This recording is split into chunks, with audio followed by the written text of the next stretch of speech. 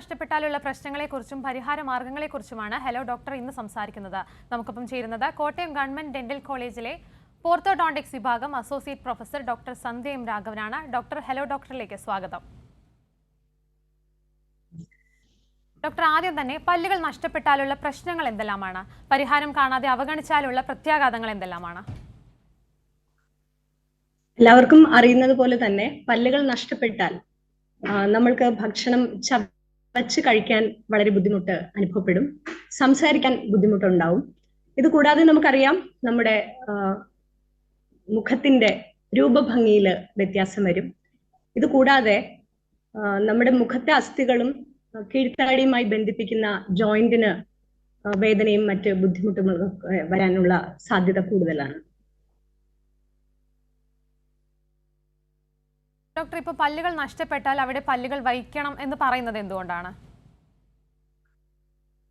പല്ലുകൾ വച്ചില്ലെങ്കിൽ നമുക്ക് ഞാൻ ഈ പറഞ്ഞതുപോലെ ചവയ്ക്കാനുള്ള ബുദ്ധിമുട്ടുണ്ട്. അതുകൂടാതെ പല്ലുകൾ വെക്കാതിരുന്നാൽ മോണയുടെ തേയ്മാനം അല്ലെങ്കിൽ എല്ലിന്റെ തേയ്മാനം വളരെ കൂടുതലായി ഉണ്ടാകാറുണ്ട് പേഷ്യൻസിന്.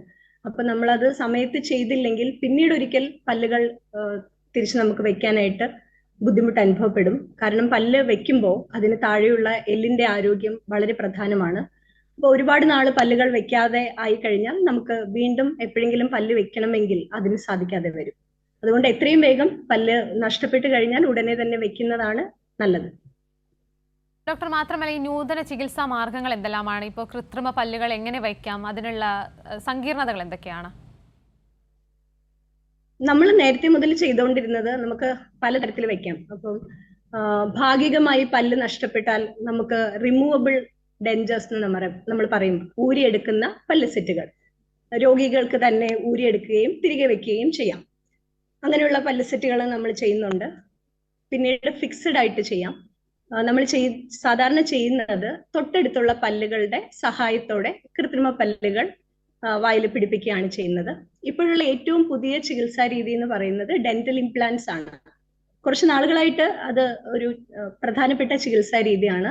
അതിൽ നമ്മൾ ചെയ്യുന്നത് ടൈറ്റാനിയം പോലുള്ള സ്ക്രൂ, വായ്ക്കുള്ളിൽ സ്ക്രൂ എന്ന് ഞാൻ പറയുന്നതേ ഉള്ളൂ, സ്ക്രൂ പോലെയാണ് അതിന്റെ ആകൃതി. അത് എല്ലിനകത്ത് നേരിട്ട് പിടിപ്പിക്കുക, അതിന് പുറത്ത് പല്ലുകൾ വെക്കാം. അത് നമുക്ക് ഒരു പെർമനന്റ് ഒരു സൊല്യൂഷൻ ആണ് പല്ലുകൾ നഷ്ടപ്പെട്ടാലുള്ള പ്രശ്നങ്ങൾക്ക്. ഡോക്ടർ, ഇപ്പോൾ ഡെന്റൽ ഇംപ്ലാന്റിനെ കുറിച്ച് പറഞ്ഞല്ലോ, ഇത് എല്ലാവരിലും സാധ്യമാണോ? ഇംപ്ലാന്റ് എത്ര കാലം നിലനിൽക്കും?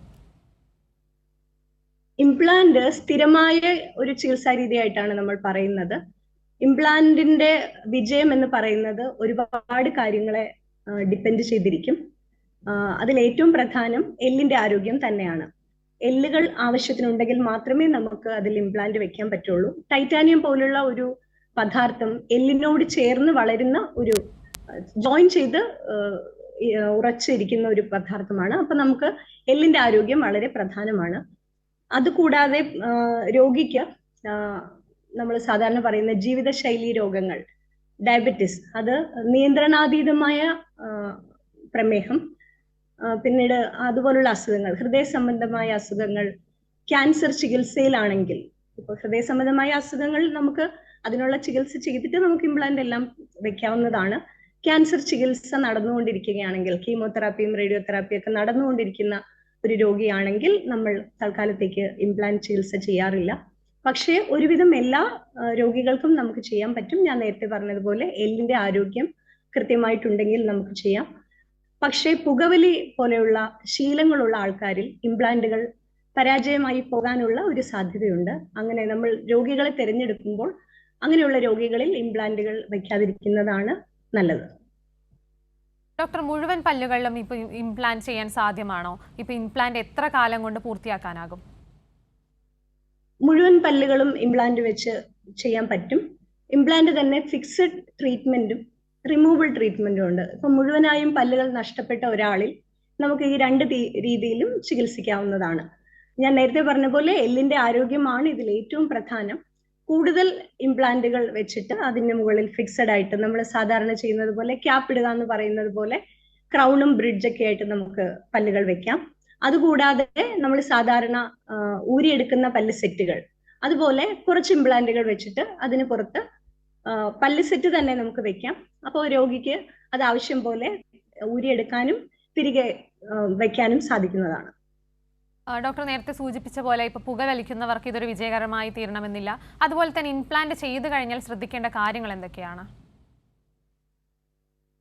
ഇതിൽ ഏറ്റവും ഉള്ളൊരു കാര്യം, നമ്മൾ ഇംപ്ലാന്റ് ചെയ്തു കഴിഞ്ഞാൽ നമ്മൾ പേഷ്യന്റ് ഡീറ്റെയിൽസ് സൂക്ഷിക്കുക എന്നുള്ളത് ഒരു പ്രധാന കാര്യമാണ്. കാരണം ഒരുപാട് കമ്പനികളുടെ ഇംപ്ലാന്റുകളുണ്ട്. അതിന്റെ അകത്ത് വെക്കുന്ന സ്ക്രൂവും അതിന് പുറമേ വരുന്ന പല്ലിന്റെ ഭാഗവും എല്ലാം വ്യത്യാസമുണ്ട്. അപ്പൊ പേഷ്യന്റിന്റെ കേസ് റെക്കോർഡ്സ് എല്ലാം കറക്റ്റ് ആയിട്ട് സൂക്ഷിക്കുക. കാരണം നാളെ ഒരിക്കൽ നമുക്ക് ഇംപ്ലാന്റിന്റെ ഈ പുറമേ വെക്കുന്ന പല്ലിന്റെ സ്ക്രൂ ലൂസനിങ് എന്ന് നമ്മൾ പറയും, സ്ക്രൂ ഇളകി പോകുന്ന അങ്ങനെയൊക്കെയുള്ള ഒരു അവസ്ഥ വന്നാൽ നമുക്കതൊന്ന് ചെയ്യണമെങ്കിൽ നമ്മുടെ കയ്യിൽ ഈ റെക്കോർഡ്സ് എല്ലാം ഉണ്ടാവണം. എങ്കിൽ മാത്രമേ നമുക്കത് ചെയ്യാൻ പറ്റൂ. ഇംപ്ലാന്റ് ചെയ്ത് കഴിഞ്ഞാൽ നമ്മൾ ശ്രദ്ധിക്കേണ്ടത്, നമ്മൾ പല്ലെടുക്കുന്നത് പോലെ തന്നെ നമ്മൾ കുറച്ചൊന്ന് ശ്രദ്ധിക്കണം. കാരണം ചെറുതായിട്ട് ബ്ലീഡിംഗ് ഒക്കെ ഉണ്ടാവാം, പക്ഷെ പല്ലെടുക്കുന്നത് പോലത്തെ ഒരു പ്രശ്നമില്ല ചിലരിലെങ്കിലും. അങ്ങനെയുള്ള സിറ്റുവേഷൻസ് നമ്മളൊന്ന് കെയർഫുൾ ആവുക. ഞാൻ പറഞ്ഞത് നമ്മൾ ബ്രഷ് ചെയ്യുമ്പോഴെല്ലാം ഒന്ന് ശ്രദ്ധിക്കുക. സാധാരണ ഭക്ഷണം എല്ലാം കഴിക്കാം. ആ ഇംപ്ലാന്റ് വെച്ച ഭാഗം ഒന്ന് ഉണങ്ങുന്നത് വരെ ഒന്ന് ക്ലീൻ ആയിരിക്കാൻ ശ്രദ്ധിക്കുക. ഇത്രയൊക്കെ ശ്രദ്ധിച്ചാൽ മതിയാവും. വ്യക്തമാണ് ഡോക്ടർ. ഡോക്ടർ, നമുക്കിപ്പോൾ ഒരു പ്രേക്ഷക കൂടി ചേരുന്നുണ്ട്. പാലക്കാട് നിന്നും സന്ധ്യയാണ്. ഡോക്ടറോട് ചോദിച്ചോളൂ. മാഡം ചോദിച്ചോളൂ. മാഡം, എന്റെ കുട്ടിക്ക് 5 ഇയേഴ്സ് ആയിട്ടേ ഉള്ളൂ. അപ്പൊ കുട്ടിക്ക് ഇടയ്ക്കിടയ്ക്ക് പല്ല് വേദന വരുന്നുണ്ട്. അത് ഈ അണക്കലിലെ പല്ലാണ്. അപ്പൊ അത് എന്താ, ഞാൻ ഡോക്ടറെ ഇടയ്ക്കിടയ്ക്ക് ഞാൻ കുട്ടീനെ കൊണ്ടുപോയി കാണിക്കും. അപ്പൊ കുട്ടികളുടെ പല്ല് ഡോക്ടറെ കാണിക്കണം എന്ന് പറഞ്ഞു. എന്നിട്ട് കാണിച്ചപ്പോ പറഞ്ഞു റൂട്ട് കനാൽ ചെയ്യാം. അപ്പൊ ഈ കുട്ടിക്ക് റൂട്ട് കനാൽ ചെയ്യാൻ പറ്റുമോ ചോദിച്ചപ്പോ അപ്പൊ ഡോക്ടർ ഒന്ന് കുട്ടികളുടെ റൂട്ട് കനാൽ ചെയ്യാ പറഞ്ഞു. ഞങ്ങൾ അങ്ങനെ ക്യാപ്പ് ഇട്ടിട്ടുണ്ട് അത്. പക്ഷെ ഇപ്പോഴും കുട്ടിക്ക് പെയിന് പറയുന്നുണ്ട്, ഇടയ്ക്കിടയ്ക്ക് പെയിന് വരികയാണ് ചില സമയത്ത് പറയുന്നുണ്ട്. കുട്ടികൾക്കുള്ള റൂട്ട് കനാൽ ചികിത്സ ചെയ്യേണ്ട ചികിത്സ തന്നെയാണ്. കാരണം അണപ്പല്ലുകൾ ഒരു 10 വയസ്സ് വരെയൊക്കെ കുട്ടിക്ക് ആവശ്യമുള്ളതാണ്. അപ്പൊ റൂട്ട് കനാൽ ചികിത്സ കൃത്യമായി ചെയ്തിട്ടുണ്ടെങ്കിൽ, അതിന്റെ വേരുകളെല്ലാം കൃത്യമായി അടച്ചിട്ടുണ്ടെങ്കിൽ വേദന വരേണ്ട കാര്യമില്ല. വേദന വരുന്നുണ്ടെങ്കിൽ കൃത്യമായി അടച്ചിട്ടില്ല എന്നാണ്. അപ്പൊ അതൊന്ന് ഡോക്ടറെ കാണിച്ച് നമുക്ക് എക്സ്റേ എടുത്ത് നോക്കിയാൽ അറിയാൻ പറ്റും. വേരുകൾ അടച്ചിട്ടുണ്ടെങ്കിൽ റൂട്ട് ചികിത്സ കഴിഞ്ഞാൽ സാധാരണയായി വേദന വരില്ല. പല്ലുകൾ നഷ്ടപ്പെട്ടാലുള്ള പ്രശ്നങ്ങളെക്കുറിച്ചും പരിഹാര മാർഗങ്ങളെക്കുറിച്ചുമാണ് ഹലോ ഡോക്ടർ സംസാരിച്ചുകൊണ്ടിരിക്കുന്നത്. നമുക്കിപ്പം ഡോക്ടർ സന്ധ്യ കൂടി തുടരുന്നുണ്ട്. ഡോക്ടർ, നമ്മൾ ഡെന്റൽ ഇംപ്ലാന്റിനെ കുറിച്ചാണ് സംസാരിച്ചുകൊണ്ടിരുന്നത്. എല്ലാ ഭക്ഷണ പദാർത്ഥങ്ങളും ഈ ഇംപ്ലാന്റിന് ശേഷം കഴിക്കാൻ അല്ലെങ്കിൽ കടിക്കാനാകുമോ? പല്ല് ക്ലീൻ ചെയ്യുന്നതിൽ എന്തെല്ലാം ശ്രദ്ധിക്കണം? സാധാരണ നമ്മൾ ഡെന്റൽ ഇംപ്ലാന്റ് വെക്കുക എന്ന് പറഞ്ഞാൽ, ഇംപ്ലാന്റ് അസ്ഥിയിൽ ഉറപ്പിച്ചതിന് ശേഷം ഒരു 3 മുതൽ 6 മാസത്തിന് ശേഷമായിരിക്കും പല്ലിന്റെ ഭാഗം നമ്മൾ അതിന് മുകളിൽ പിടിപ്പിക്കുന്നത്. അപ്പൊ അത്രയും നാൾ അത് എല്ലിനകത്ത് ഇരുന്ന് എല്ലിനോട് ചേർന്ന് ജോയിൻ ചെയ്യും. അത് കഴിഞ്ഞിട്ടാണ് നമ്മൾ പല്ല് വെക്കുന്നത്. പല്ല് വെച്ച് കഴിഞ്ഞാൽ അത് നമുക്കൊന്നെങ്കിൽ സിമെന്റ് ചെയ്ത് വെക്കാം, അല്ലെങ്കിൽ സ്ക്രൂ ചെയ്ത് ഇംപ്ലാന്റിന്റെ മുകളിൽ പിടിപ്പിക്കാം. അത് ചെയ്തു കഴിഞ്ഞാൽ നമുക്ക് സാധാരണ പോലെ എല്ലാ ഭക്ഷണവും കഴിക്കാം. അങ്ങനെ ഒരു ബുദ്ധിമുട്ടും ഉണ്ടാവില്ല. നമ്മുടെ പല്ല് പോലെ തന്നെ ആയിരിക്കും ഇംപ്ലാന്റ് വെക്കുന്നത്. പക്ഷേ ഇംപ്ലാന്റ് വെച്ച് കഴിഞ്ഞിട്ടുള്ള ശ്രദ്ധ കുറച്ച് കൂടുതൽ വേണം. നമ്മൾ എപ്പോഴും പറയും, നമ്മൾ 6 മാസത്തിൽ ഒരിക്കൽ ദന്ത ഡോക്ടറെ കാണണം. നമുക്ക് എന്തെങ്കിലും പ്രശ്നങ്ങൾ വരാൻ നോക്കിയിരിക്കരുത്. 6 മാസത്തിൽ ഒരിക്കൽ റെഗുലർ ആയിട്ട് ഡെന്റൽ ചെക്കപ്പ് നടത്തണമെന്ന് നമ്മൾ പറയാറുണ്ട്. ഇംപ്ലാന്റ് വെച്ച ഒരു പേഷ്യന്റിന്റെ കാര്യത്തിൽ അത് കുറച്ച് കൂടെ ശ്രദ്ധിക്കണം.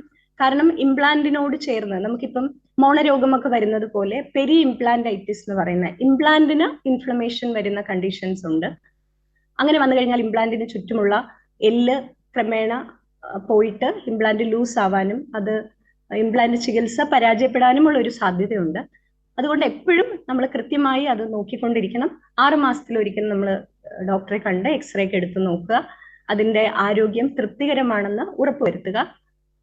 അതല്ലാതെ നമ്മൾ സാധാരണ പോലെ തന്നെ നമ്മളുടെ പല്ലുകൊണ്ട് നമ്മൾ എന്തൊക്കെ ഭക്ഷണം കഴിക്കുന്നു അതെല്ലാം നമുക്ക് ചെയ്യാൻ സാധിക്കും.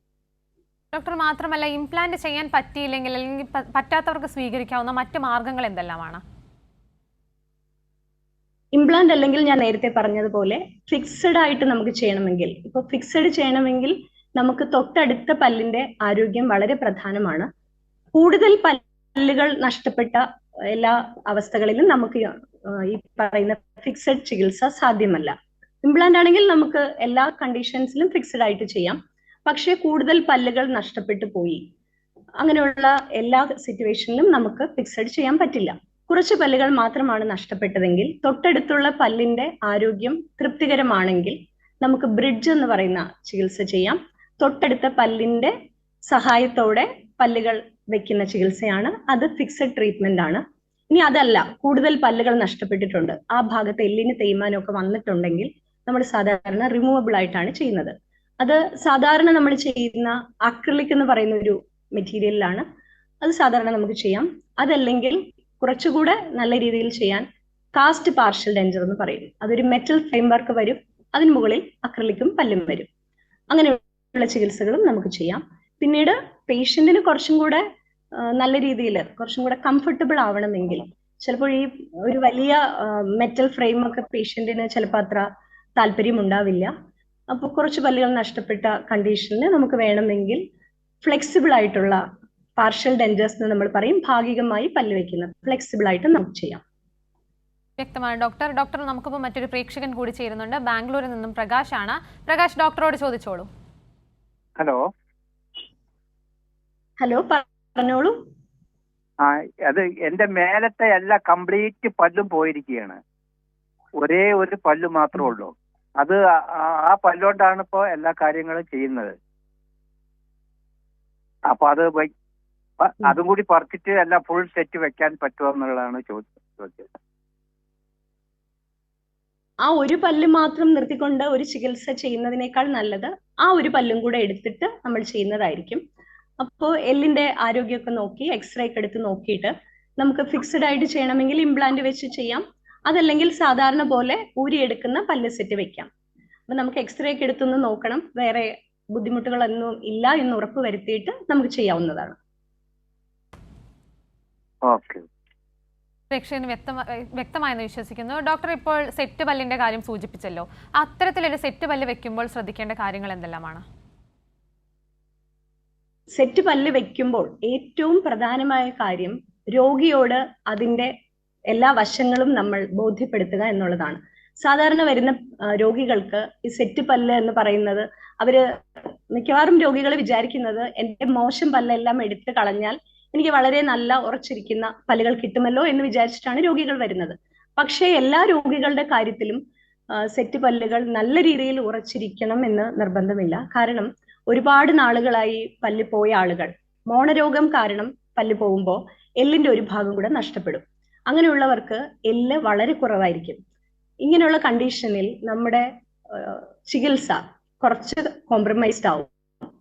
അപ്പൊ അങ്ങനെയുള്ള ഇതിൽ നമുക്ക് പേഷ്യന്റിനെ ആദ്യം തന്നെ നമ്മൾ പറഞ്ഞ് മനസ്സിലാക്കണം, കുറച്ച് നാൾ ഉപയോഗിച്ചാൽ മാത്രമേ ഈ പല്ല് നമ്മുടെ വായുമായി ചേർന്ന് വരികയുള്ളൂ എന്നുള്ള കാര്യം പേഷ്യന്റിനോട് പറഞ്ഞ് മനസ്സിലാക്കണം. സാധാരണ ഒരുപാട് എല്ല് നഷ്ടപ്പെട്ടിട്ടില്ലെങ്കിൽ നല്ല രീതിയിൽ വായിൽ ഇരിക്കും. പേഷ്യന്റിന് സാധാരണ പോലെ ഭക്ഷണം കഴിക്കാനും സംസാരിക്കാനും എല്ലാം സാധിക്കും. നമ്മൾ സാധാരണ പറയുന്ന നിർദ്ദേശങ്ങളിൽ ഒന്ന് രാത്രി ഊരി വെക്കുക. ഊരി ഒരു പാത്രത്തിൽ വെള്ളത്തിലിട്ട് വെക്കണം എന്നാണ്. കാരണം മോണയ്ക്ക് കുറച്ചൊരു റെസ്റ്റ് കൊടുക്കുന്നത് നല്ലതാണ്. അപ്പൊ രാത്രി കാലങ്ങളിൽ ഊരി വെക്കാൻ പറയും.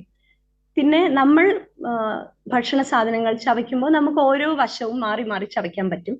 പക്ഷേ നമ്മൾ വെക്കുന്ന കൃത്രിമ പല്ലുകൾ ഫുൾ സെറ്റായിട്ട് വെക്കുമ്പോൾ ഒരു സൈഡ് മാത്രം ചവയ്ക്കുമ്പോൾ അടുത്ത സൈഡിൽ നിന്ന് ഇളകാനുള്ള ഒരു സാധ്യതയുണ്ട്.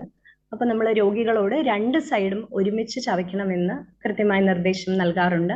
അങ്ങനെ ചവയ്ക്കുന്ന രീതി അവരെ പരിശീലിപ്പിക്കും. അപ്പൊ അവർക്ക് കൃത്യമായിട്ട് ചവയ്ക്കാൻ പറ്റും. പിന്നീട് പല്ല് വെച്ച് കഴിഞ്ഞാൽ തുടക്കത്തിലെ ചിലപ്പോൾ ചെറിയ രീതിയിലുള്ള വേദന എല്ലാം വരാൻ സാധ്യതയുണ്ട്. ആ സമയത്ത് ഡോക്ടറെ കണ്ട് അതിന് വേണ്ട എന്തെങ്കിലുമൊക്കെ കറക്ഷൻസ് ചെയ്യണമെങ്കിൽ അത് ചെയ്യണമെന്ന് നമ്മൾ രോഗിയോട് പറയാറുണ്ട്. സാധാരണ പോലെ തന്നെ കൃത്രിമ പല്ലുകൾ കൃത്യമായ ഉപയോഗത്തിലൂടെ ഏകദേശം ഒരു 3 മാസത്തോട് കൂടി തന്നെ ചിലർക്കത് വളരെ വേഗം സാധ്യമാകും. ചില രോഗികളിൽ കുറച്ച് സമയമെടുക്കും. എങ്കിലും ഒരു 2-3 മാസത്തിനുള്ളിൽ തന്നെ രോഗിക്ക് നല്ല രീതിയിൽ ആ പല്ല് ഉപയോഗിക്കാൻ സാധിക്കും. വ്യക്തമാണ് ഡോക്ടർ. ഡോക്ടർ, നമുക്കിപ്പോൾ മറ്റൊരു പ്രേക്ഷകൻ കൂടി ചേരുന്നുണ്ട്. എറണാകുളത്ത് നിന്നും അബ്ദുൽ ഖാദറാണ്. ഡോക്ടറോട് ചോദിച്ചോളൂ. ഹലോ. ഡോക്ടറോട് ചോദിച്ചോളൂ. പറഞ്ഞോളൂ. ഡോക്ടർ, ഞാൻ എറണാകുളത്ത് നിന്ന് വിളിക്കുന്നത്. എന്റെ പേര് അബ്ദുൽ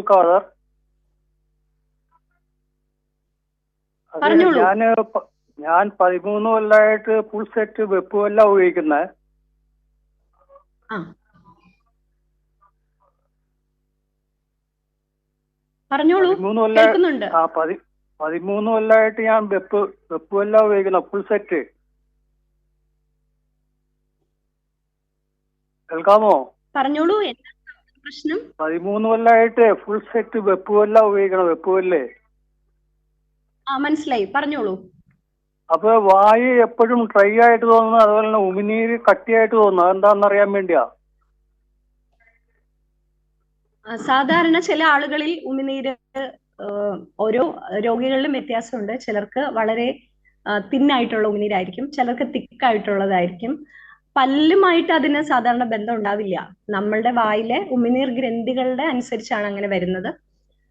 ഉമിനീര് കുറവാണെങ്കിൽ, ഡ്രൈ ആയിട്ട് തോന്നുന്നുണ്ടെങ്കിൽ അതിന് നമുക്ക് അതിനുള്ള മരുന്നുകളുണ്ട്. ഉമിനീരിന് പകരം ഉള്ള ചില ടാബ്ലറ്റ്സ് ഒക്കെ ഉണ്ട്. അത് ഉപയോഗിച്ചു കഴിഞ്ഞാൽ കുറച്ചും കൂടെ നന്നായിരിക്കും. ഈ ഉമിനീരിന്റെ കട്ടി എന്ന് പറയുന്നത് സാധാരണ വെപ്പുപല്ലിന്റെ പ്രശ്നം കൊണ്ടല്ല, പിന്നീട് 13 വർഷമായിട്ട് ഒരു വെപ്പുപല്ല് തന്നെയാണ് ഉപയോഗിക്കുന്നതെങ്കിൽ അതൊന്ന് മാറ്റിയാൽ നന്നായിരിക്കും. സാധാരണ നമ്മൾ പറയുന്നത് 5 വർഷത്തിലൊരിക്കൽ പല്ല് സെറ്റുകൾ മാറ്റണമെന്നാണ്. ഇതുവരെ മാറ്റിയിട്ടില്ലെങ്കിൽ അതൊന്ന് മാറ്റി ഒരു പുതിയ സെറ്റ് വെക്കുന്നത് നല്ലതായിരിക്കും. പ്രേക്ഷകന് വ്യക്തമായെന്ന് വിശ്വസിക്കുന്നു. ഡോക്ടർ, നമുക്കിപ്പോൾ മറ്റൊരു പ്രേക്ഷകൻ കൂടി ചേരുന്നുണ്ട്. ആലുവയിൽ നിന്നും ജോസഫ് ആണ്. ജോസഫ്, ഡോക്ടറോട് ചോദിച്ചോളൂ.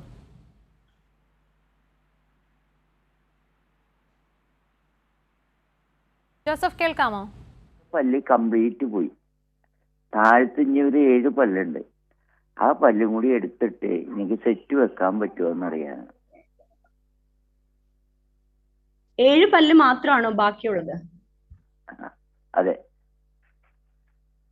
നമ്മൾ സാധാരണ കുറച്ച് പല്ലുകളുള്ള രോഗികളുടെ പല്ലുകൾ ആദ്യം ഒന്ന് നോക്കും. അതിനെ ഏതെങ്കിലും പല്ലിനെ അവിടെ തന്നെ നമുക്ക് നിർത്താൻ പറ്റുമെങ്കിൽ അത് ചെയ്തിട്ടാണ് നമ്മൾ ബാക്കി കാര്യങ്ങൾ ചെയ്യുന്നത്. എല്ലാ പല്ലും എടുത്ത് കളയുന്നതിനേക്കാൾ സംരക്ഷിക്കാൻ പറ്റുന്ന അത്രയും പല്ലുകളെ സംരക്ഷിച്ച് നിർത്തിക്കൊണ്ടുള്ള ചികിത്സാ രീതിയാണ് ഞങ്ങൾ ചെയ്യാറുള്ളത്. അപ്പൊ അത് ആദ്യം നമുക്ക് നോക്കണം. പല്ലിന്റെ കണ്ടീഷൻ എങ്ങനെയാണ്, എക്സ്റേ എടുത്താൽ അതിന്റെ എല്ല് എങ്ങനെയാണ്, എല്ലാം നോക്കിയിട്ട് അതിനെ നിർത്താൻ പറ്റും. ഇനി വരുന്ന ചികിത്സയെ അത് ബാധിക്കില്ല എങ്കിൽ നമുക്ക് അതിനെ നിർത്തിക്കൊണ്ടുള്ള ചികിത്സ ചെയ്യാൻ പറ്റും. അതല്ല, ആ പല്ലിന്റെ ആരോഗ്യം വളരെ മോശമാണെങ്കിൽ അതിനെ എടുത്ത് കളഞ്ഞിട്ട് നമുക്ക് സെറ്റ് പല്ല് വെക്കാവുന്നതാണ്. താഴത്തെ ഒരു പല്ല് ഹോളായിട്ടിരിക്കുന്നു. അത് നമുക്കൊന്ന് നോക്കിയാൽ നമുക്ക് അറിയാൻ പറ്റും അതിനെ രക്ഷിക്കാൻ പറ്റുന്നതാണോ അതല്ല എടുത്ത് കളയേണ്ടി വരുമോ എന്നുള്ളത് നമ്മളൊന്ന് നോക്കിയാൽ മാത്രമേ നമുക്കൊരു തീരുമാനം എടുക്കാൻ പറ്റുള്ളൂ. പ്രേക്ഷകന് വ്യക്തമായെന്ന് വിശ്വസിക്കുന്നു. ഡോക്ടർ, ഈ ആക്സിഡന്റുകളിലും വീഴ്ചകളിലും പല്ല് ഇളകി വന്നാൽ ഉടൻ ചെയ്യേണ്ടത് എന്തെല്ലാമാണ്? എല്ലാവർക്കും ഉള്ളൊരു സംശയമാണ്. സാധാരണ ആക്സിഡന്റിൽ പെട്ട് പല്ല് ഇളകി വന്നാൽ ഒടിഞ്ഞു പോവുകയല്ല, ഊരി വരുന്ന എന്ന് നമ്മൾ പറയും. പല്ലിന്റെ ആ സോക്കറ്റിൽ നിന്ന് ഊരി വന്നാൽ എത്രയും വേഗം നമ്മളൊരു ദന്ത ഡോക്ടറെ സമീപിക്കുക എന്നുള്ളതാണ്. ആ പല്ല് നമ്മൾ എടുത്ത് പതുക്കെ ഒന്ന് കഴുകുക. ഇപ്പൊ മണ്ണിലോ പൊടിയിലോ ഒക്കെയാണ് വീണതെങ്കിൽ പതുക്കെ ഒന്ന് റണ്ണിങ് വാട്ടറിൽ, ടാപ്പ് വെള്ളത്തിൽ ഒന്ന് കഴുകുക. നമുക്ക് ഏറ്റവും എളുപ്പമുള്ള മാർഗം ഒരു കവർ പാല് വാങ്ങിക്കുക. എപ്പോഴും പറയുന്നത് ലോ ഫാറ്റ് ഉള്ള പാല് വാങ്ങിക്കുക. അത് കട്ട് ചെയ്ത് അതിൽ കുറച്ച് കളയുക. എന്നിട്ട് അതിനകത്ത് ഈ പല്ലിട്ട് അതുമായിട്ട് എത്രയും വേഗം ഒരു ദന്ത ഡോക്ടറെ സമീപിക്കുക എന്നുള്ളതാണ്. അപ്പൊ നമുക്ക് ഈ പല്ല് തിരിച്ചു വെക്കാൻ പറ്റും ആ സോക്കറ്റിലേക്ക്. കഴിവതും 1 മണിക്കൂറിനുള്ളിൽ എത്തിയാൽ വളരെ നല്ലത്. അത് തിരിച്ച് സോക്കറ്റിൽ വെച്ച് കഴിഞ്ഞാൽ നമുക്ക് അതിനെ രക്ഷിക്കാൻ പറ്റും. വ്യക്തമാണ് ഡോക്ടർ. ഡോക്ടർ, നമുക്കിപ്പം ചേർത്തലയിൽ നിന്നും പ്രതാപൻ കൂടി ചേരുന്നുണ്ട്. പ്രതാപൻ, ഡോക്ടറോട് ചോദിച്ചോളൂ. പറഞ്ഞോളൂ. ഡോക്ടർ നമസ്കാരം. നമസ്കാരം. ഡോക്ടർ, എന്റെ പല്ല് ഞാൻ ഫ്രണ്ടില് 2 പല്ല് സെറ്റ് 2 പല്ല് വെച്ചിട്ടുണ്ട്. മേളില് ഉണ്ട് 2 പല്ല്. അപ്പൊ അതിന്റെ ഈ മോണ കേറി വരുന്നുണ്ടല്ലോ ഡോക്ടർ, അത് ഇത് വല്ല പ്രോബ്ലം ആണോ? പല്ല് വെച്ചേക്കുന്നത് ഫിക്സഡ് ആണോ ഊരിയെടുക്കുന്നതാണോ? ഊരിയെടുക്കുന്ന പല്ലാണ് അല്ലേ? സാധാരണ എത്ര നാളായിട്ടാണ് പല്ല് വെച്ചിട്ട്? എത്ര നാളായി പല്ല് വെച്ചിട്ട്? ഇപ്പൊ ഒരു 10 വർഷത്തിന് മേലായി. ഇത് ഒരു തവണയെങ്കിലും മാറ്റി വെച്ചിട്ടുണ്ടോ? അതോ കഴിഞ്ഞ 10 വർഷമായിട്ട് ഇത് തന്നെയാണോ? ഇത് തന്നെയാണ് 2 പല്ല് ഫ്രണ്ടില്, മേളില് 2 പല്ല്. നമ്മൾ എപ്പോഴും പറയുന്ന ഒരു കാര്യം 5 വർഷം ആയിട്ടുണ്ടെങ്കിൽ ഊരിയെടുക്കുന്ന പല്ലുകൾ മാറ്റി വെക്കണം എന്ന് തന്നെയാണ് നമ്മൾ പറയാറുള്ളത്. അപ്പൊ മോണ കയറുന്നു എന്ന് പറയുന്നത് ചിലപ്പോ മോണയ്ക്കുണ്ടായ സ്വാഭാവികമായ ഒരു തേയ്മാനമാവാം, അതല്ലെങ്കിൽ ഈ പല്ലിനുണ്ടായ തേയ്മാനമാവാം. ഏതാണെങ്കിലും നമ്മൾ നേരിട്ട് കണ്ട് നോക്കിയിട്ട് വേണം നമ്മൾ ഏതാണെന്ന് വെച്ചാൽ അതിനുള്ള ചികിത്സ ചെയ്യാൻ.